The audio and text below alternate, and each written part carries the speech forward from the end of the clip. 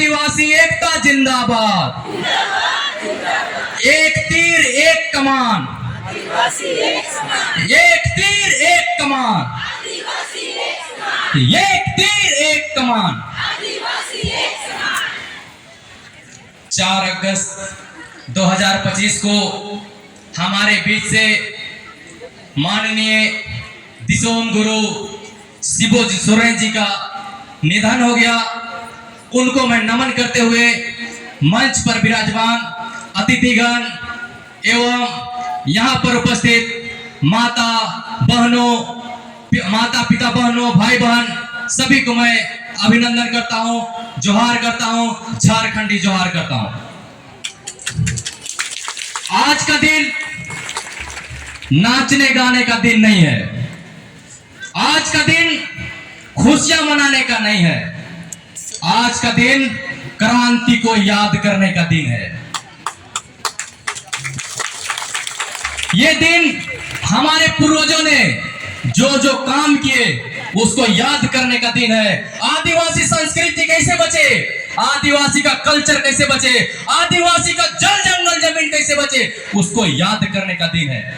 लेकिन दुर्भाग्य की बात है, हमारे आदिवासी भाई बहन, हमारे नौजवान साथी सबको भूलते चले जा रहे हैं। आपके अंदर काबिलियत है।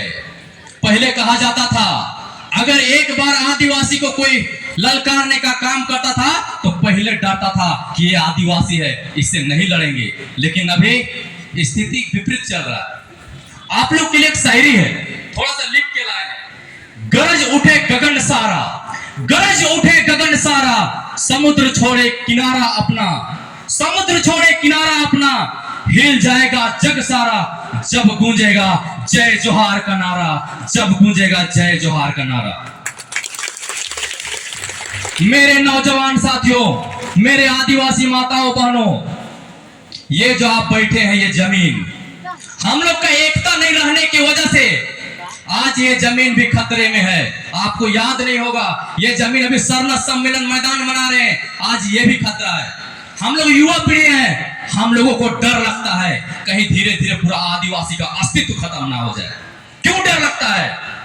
आप लोग घूमते होंगे, यहां वहां जाते होंगे, एक बार रांची जाके देखिए, ऐसा लगता है, रांची जाइएगा तो ऐसा लगता है कि बाहरियों का पूरा साम्राज्य स्थापित हो गया। हुआ है कि नहीं? कौन कहां पर? पहले रांची की जनसंख्या, आदिवासियों की जनसंख्या 85% हुआ करती थी, लेकिन आज रांची में ऐसा लगता है कि कौन लोग आके भर गए, बाहरियों का साम्राज्य स्थापित हो गया। दुख की बात है कि नहीं है? जल जंगल जल जमीन पर पहला अधिकार किसका है? आदिवासियों का। जल जंगल जमीन पर पहला अधिकार किसका है? पहाड़ों पर अधिकार किसका है? नदियों पर अधिकार किसका है? जमीन पर पर्वत पर अधिकार किसका है? तो फिर आदिवासी कहां जा रहे हैं? याद रखिएगा, हमारा इतिहास है, हमारा इतिहास है। आदिवासी समाज सिंधु घाटी से पलायन करते हुए, सिंधु घाटी से पलायन करते हुए रोहतासगढ़ आए थे, रोहतासगढ़ से पलायन करते हुए इस दक्षिणी छोटा नागपुर में आए। अगर यहाँ का जल जंगल जमीन खत्म हो जाएगा तो आप कहां जाइएगा? बंगाल के खाड़ी के अलावा दूसरा स्थान नहीं है, और बंगाल की खाड़ी में जमीन नहीं है, बंगाल की खाड़ी में समुंदर है, डूब मरने के अलावा दूसरा ऑप्शन नहीं है। यह बात याद रखिएगा।